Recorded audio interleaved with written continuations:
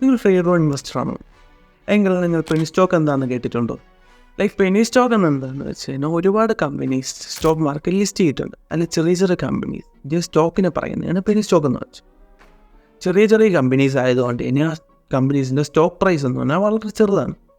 അതുകൊണ്ട് തന്നെ ആദ്യമായി വരുന്ന ഒരുപാട് ഇൻവെസ്റ്റേഴ്സും ട്രേഡേഴ്സും ഇതുപോലുള്ള പെനി സ്റ്റോക്കിൽ ഇൻവെസ്റ്റ് ചെയ്ത് അവരുടെ എമൗണ്ട് റിസ്ക് ചെയ്യാറുണ്ട്. ലൈക്ക് പെനി സ്റ്റോക്ക് എന്താ റിസ്ക് എന്ന് പറഞ്ഞു കഴിഞ്ഞാൽ അതിൻ്റെ അത് വോളിയം ഭയങ്കര കുറവാണ്.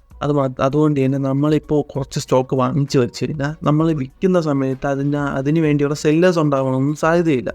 അതുമാത്രമല്ല ഈ പെനി സ്റ്റോക്ക് ലൈക്ക് ഇങ്ങനത്തെ ചെറിയ ചെറിയ കമ്പനീസിൻ്റെ വലിയ വലിയ ഡീറ്റെയിൽസ് ഒന്നും കിട്ടാൻ വളരെ പാടാണ്. ലൈക്ക് എല്ലാം കിട്ടുമെന്ന് എല്ലാ കമ്പനീസിനെ അല്ല പറയുന്നത്, പക്ഷേ ചില കമ്പനീസിൻ്റെ ഫുൾ ഡീറ്റെയിൽസ് ഒന്നും കിട്ടാൻ ചാൻസ്.